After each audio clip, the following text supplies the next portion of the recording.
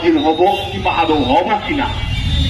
সুতরাং এই রকম একটা অবস্থায় আমরা দাঁড়িয়েছি। আমাদের সঙ্গে যারা এখানে যোগ দিয়েছেন তাদের প্রত্যেককেই আমি শুরুতে আন্তরিক অভিনন্দন জানাচ্ছি এবং সবচেয়ে বেশি অভিনন্দন জানাচ্ছি মেরুদণ্ড সম্পন্ন রাজশাহীবাসী ব্যানার নিয়ে দাঁড়িয়েছেন।